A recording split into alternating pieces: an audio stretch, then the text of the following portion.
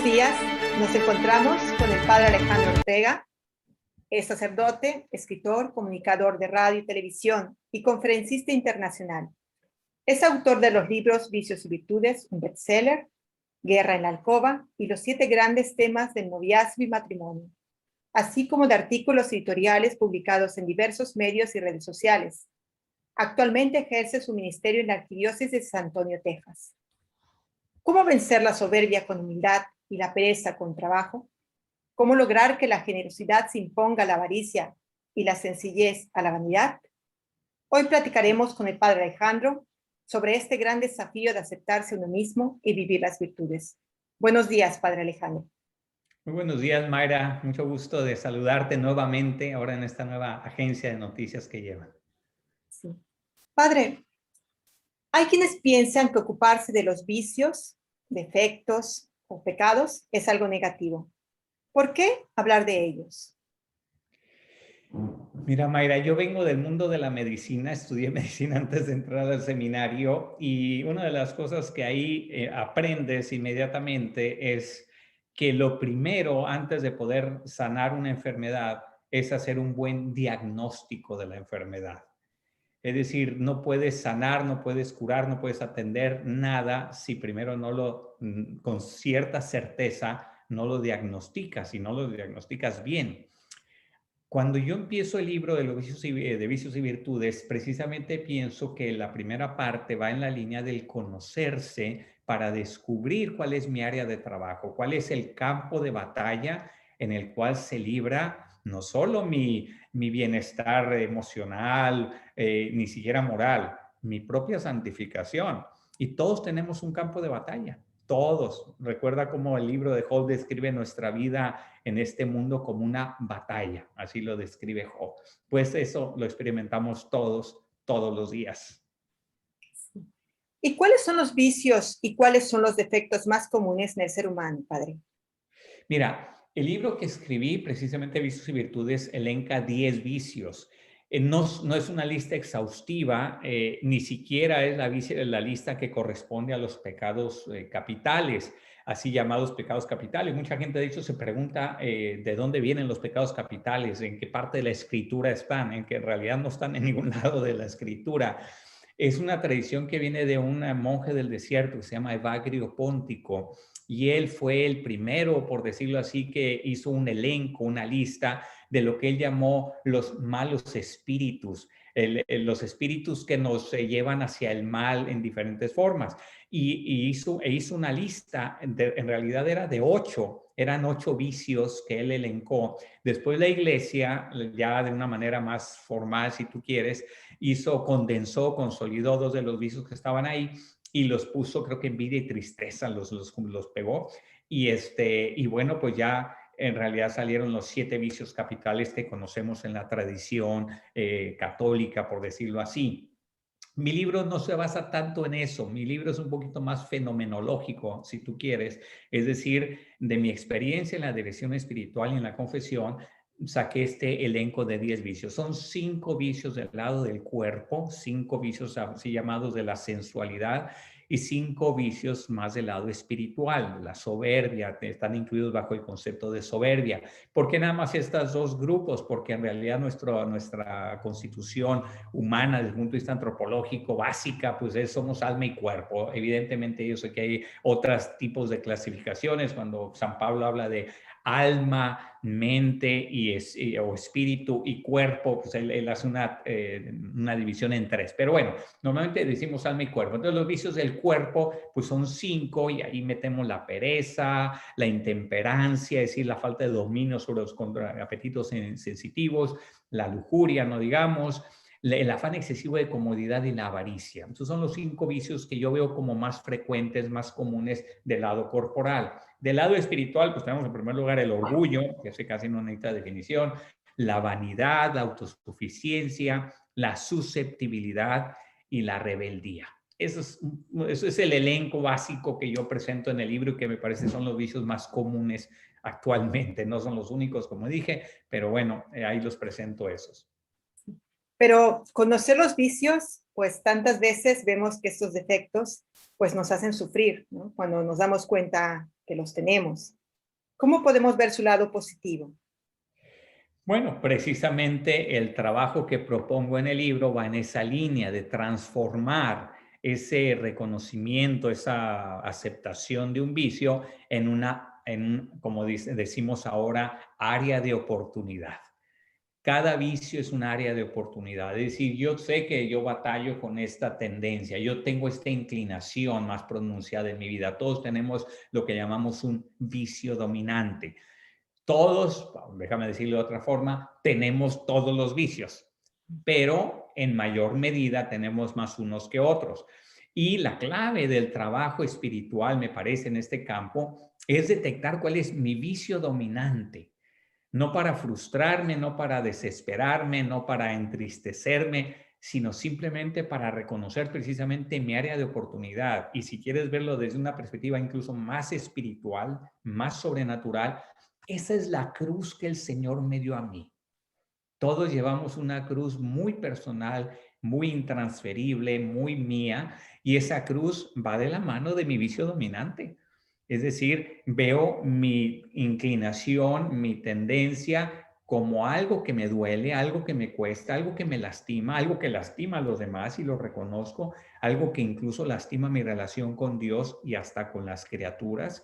Y ya sé que esa es mi cruz. Y no tengo problema en decir, voy a cargar mi cruz. Es lo que dice Jesús en el Evangelio. El que me quiera seguir, tome su cruz. Y dice su cruz, no dice tome la cruz, tome su cruz y sígame. Entonces, esa su cruz, pues ese es mi vicio, en cierto modo. Sí. En el libro también habla de las virtudes. ¿Qué son realmente las virtudes y de qué sirve tener virtudes? Bueno, las virtudes son exactamente lo opuesto de los vicios. Déjame primero definir el vicio de una manera un poquito más técnica o más precisa. Un vicio es un hábito moral malo. Y estas tres palabras necesitan una brevísima explicación. Un hábito no es un acto aislado, no es algo que hice una vez, algo que se me salió una vez. No, un hábito es una conducta arraigada en mi personalidad a base de repetición de actos. Eso es el concepto básico de hábito. De hecho, el latín habitus significa vestido, no es como ando vestido en cierto modo. Entonces, mi habitus es como yo me visto, cuál es como en mi presentación externa. Pero bueno, a nivel moral, el hábito es eso que se arraigó en mi personalidad a base de repetición de actos, según Aristóteles.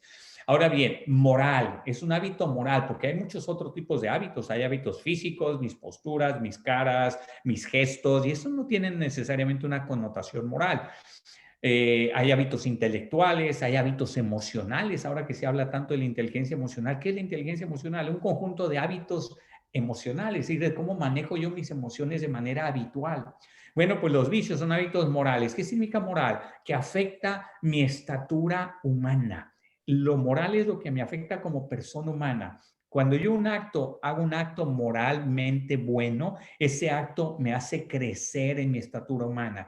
Un acto moral malo, es decir, un acto inmoral, me resta estatura humana. Por decirlo de alguna manera, para entender esto, tenemos que entender que la esencia del ser humano, la esencia de la persona, no es fija, permite incremento, permite decremento, a diferencia de la esencia de las cosas. Las cosas son lo que son y no pueden ser más o menos. El hombre no, el hombre puede ser más hombre o puede ser menos hombre, aunque sea humano siempre, pero su humanidad puede crecer o decrecer. Bueno, pues ahí está, ahí nos jugamos la moralidad precisamente. La moralidad es eso que me hace crecer o decrecer en mi persona, en mi estatuto como persona humana.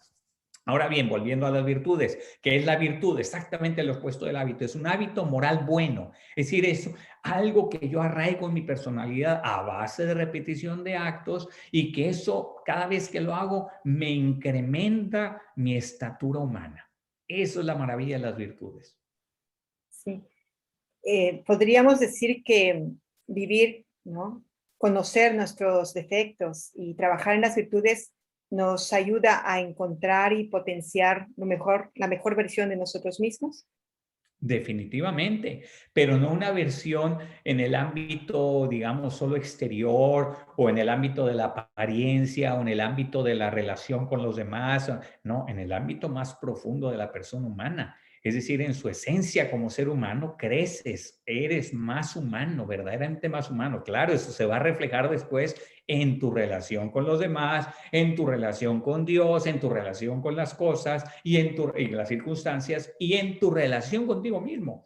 Eso es muy importante, que tú mismo, contigo mismo, también estás en un diálogo permanente. No es un diálogo necesariamente con palabras, pero es un diálogo interior que todos llevamos dentro, donde me estoy como de alguna manera calificando a mí mismo, evaluando continuamente, consciente o inconscientemente. A veces lo hacemos mal, a veces tenemos una pésima imagen de nosotros mismos que no corresponde con la realidad y a veces al revés, tenemos una maravillosa imagen de nosotros mismos que tampoco corresponde con la realidad. Entonces, el trabajo en la virtud, en cierto modo, es un estarme continuamente confrontando con mi verdadera realidad y tratándola de incrementar con precisamente esa virtud que yo necesito. Este estilo de vida que usted nos está platicando implica esfuerzo, mortificación, que creo que se contraponen a las ofertas de felicidad que el mundo nos dice hoy, ¿no? ¿Cómo superar este obstáculo para decidirnos vivir un mundo de virtud? Mira, en el libro de Vicios y Virtudes, el penúltimo capítulo lo dedico a elaborar un programa de vida. Y es precisamente el trabajo en la virtud, es decir, en qué virtud voy a trabajar y cómo le voy a hacer. Y me gusta mucho insistir a las personas que cuando elaboren su programa de vida, eviten pensar y escribir en su programa el quitar defectos. Voy a quitarme este vicio, voy a quitarme este defecto, esta inclinación, esta no sé qué, no sé cuánto. No, no, no, no.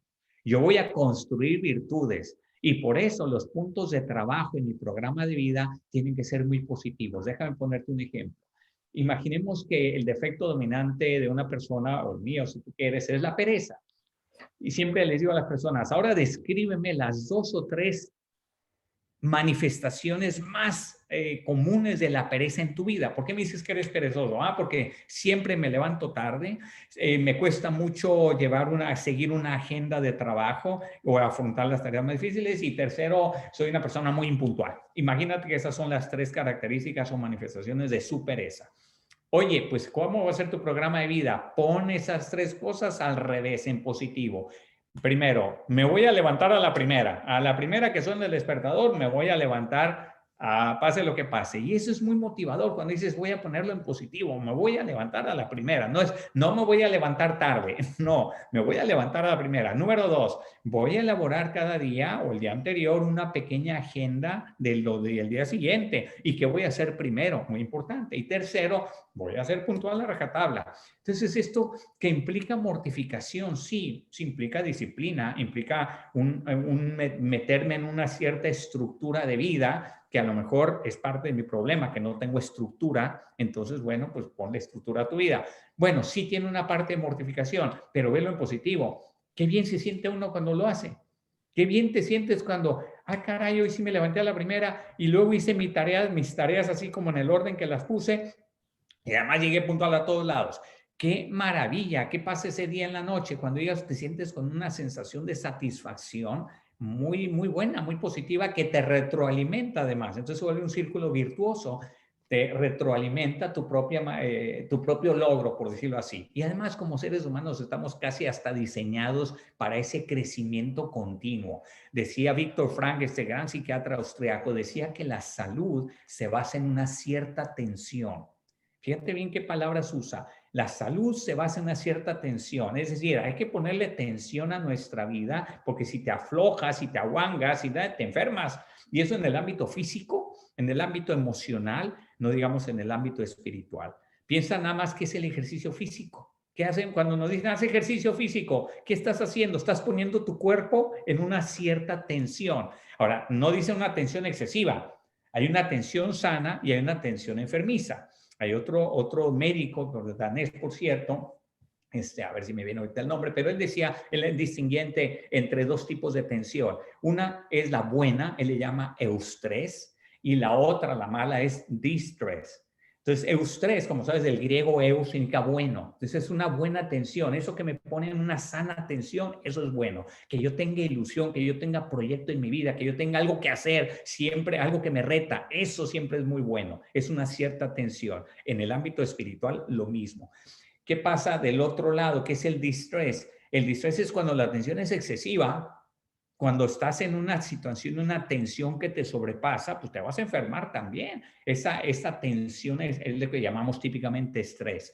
Entonces, bueno, pues ahí hay que manejarse con cuidado, pero es mantener mi vida en una cierta tensión. Eso me va a dar salud física, emocional y espiritual. He leído algunos de los comentarios de personas que han leído el libro y me ha llamado mucho la atención, sobre todo los que agradecen que Dios siempre está presente, ¿no? En las anécdotas, en los ejemplos que usted pone, ¿no? Eh, ¿Cómo hace para que este trabajo de superación humana, ¿no? Conocerte, aceptarte, superarte, no se quede solamente en eso, en humano, sino que llegue realmente a donde nos tiene que llevar, a la vida virtuosa que viene de Dios? Muy buen punto, Mayra. Mira, el libro, cuando lo escribí pensando no solo en personas católicas, practicantes de su fe o de su religión, incluso no católicas, pero practicantes, por decirlo así, de una fe o de una religión. Lo hice pensando en cualquier ser humano, cualquier persona que ande en la calle. Por tanto, el texto como tal, la parte, vamos a decirlo así, del contenido, el cuerpo doctrinal, no incluye un tratado de teología moral. No es un tratado de teología moral donde la base, el fundamento de la gracia es importantísimo, los dones del Espíritu Santo no digamos. Y no me estoy centrando más como en el esfuerzo humano. Sin embargo, sí digo en el libro que hace falta la gracia de Dios o la ayuda de ese ser en el que tú creas, ¿verdad? Si tú crees en un ser trascendente, en un ser superior, en un ser que de alguna manera es el origen y el destino de tu vida, claro que tu relación con él y sobre todo la ayuda que ese ser te puede dar, que nosotros en nuestra terminología católica o cristiana decimos gracia, esa ayuda, ese influjo, esa presencia, por decirlo mejor de otra forma, divina en nuestra vida, esa, claro que es extraordinaria para crecer en la virtud.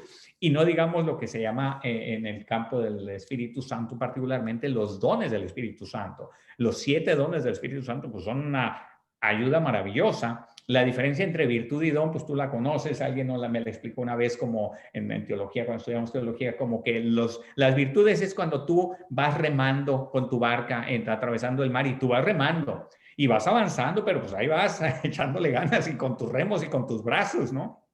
¿Qué son los dones del Espíritu Santo? Cuando llega un viento impetuoso y lo único que haces es poner las velas de tu barca, izas velas y vas a más velocidad y sin ningún esfuerzo, porque está soplando el viento. Entonces, esos son los dones, a diferencia de las virtudes. Ahora, normalmente Dios no quiere que estemos solo pasivamente en la barca y Él nada más sopla. No, te dice, tú rémale y yo voy a soplar también. Entonces, pon las velas y sigue remando. Padre, ahora se habla muy poco de las virtudes realmente. ¿Qué consejo nos podría dar para enseñar las virtudes cristianas en nuestras familias, a nuestros hijos?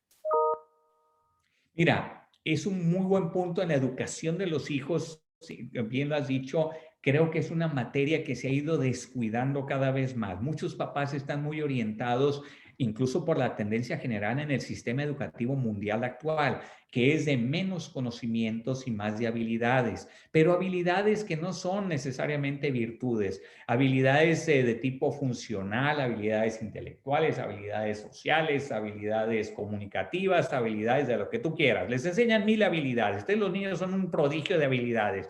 Muy poco fondo de conocimiento. Hay una autora americana que escribió un libro que se llama The Knowledge Gap, es decir, como que se creó un vacío de conocimiento en las nuevas generaciones que están saliendo de las escuelas. Traen poco conocimiento y eso sí, muchas habilidades.